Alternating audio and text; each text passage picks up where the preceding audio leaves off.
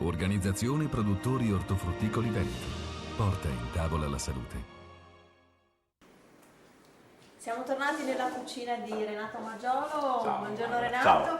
Vedo del magnifico sedano. Sedano, in questo caso non è molto magnifico, sai, questo è un sedano che ha risentito della siccità degli ultimi tempi, l'agricoltore non è stato tanto bravo e non l'ha irrigato con solerzia e allora vedi che ha cominciato a fare queste macchie di ruggine che non sono belle e ci creeranno anche qualche difficoltà nel fare questo piatto, però bisogna prendere quello che la stagione ci dà, che la natura ci dà, siamo sotto questo cielo, dobbiamo adeguarci anche noi, quindi abbiamo cercato il sedano il migliore che c'è, il meno peggio che c'è in questo momento e andremo a fare una preparazione con il sedano.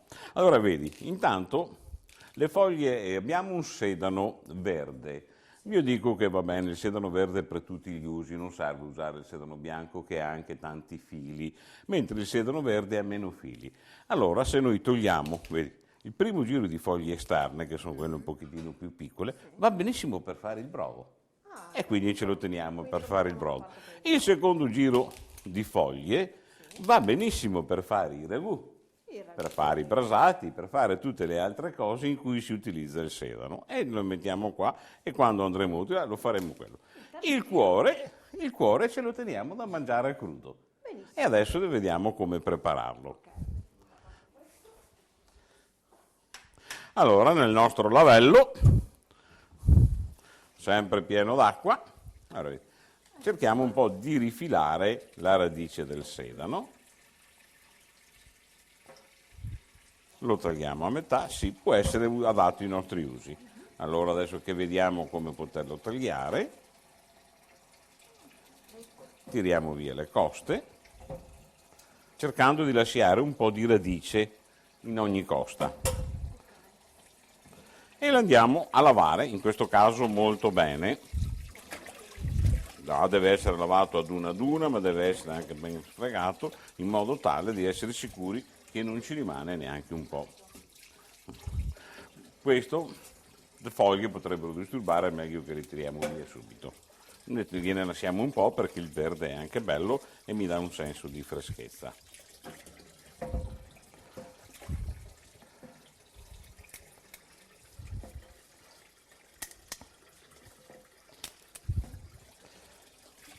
Brava, sposta via il tutto.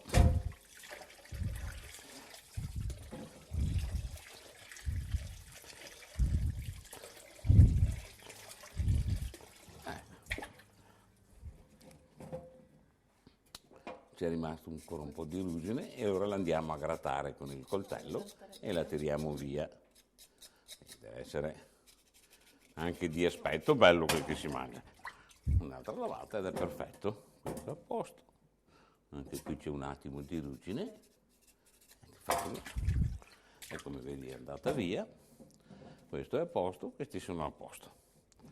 Ecco fatto, Lavato il sedano, ci spostiamo nel noto, sopra ci potrebbe essere un po', meglio che lo giriamo, ecco, e qui abbiamo fatto una crema mescolando assieme, prima con l'aiuto del frullatore e poi mescolando con cucchiaio e forchetta, della casatella trevigiana e del gorgonzola lombardo, quindi mettiamo assieme il lombardo veneto per fare questa crema al sedano.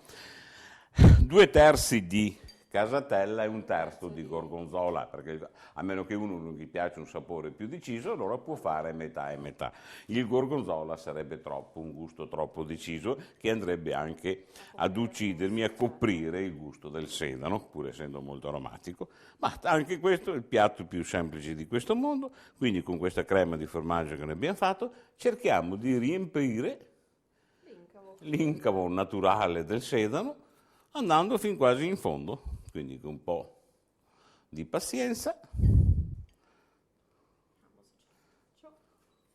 è una cosa molto semplice, e lasciamo la parte finale senza, che è quella dove si prende in mano.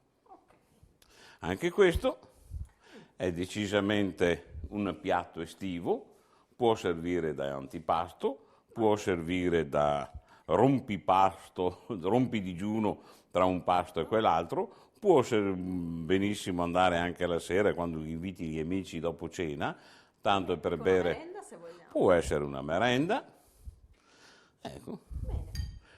Renato. Quindi anche se devi poi alla sera offrire una bottiglia di vino, questo può essere una buona preparazione a delle bollicine che ci stanno molto bene.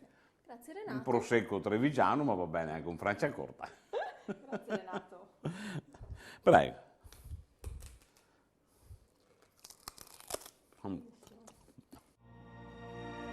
Organizzazione Produttori Ortofrutticoli Veneto.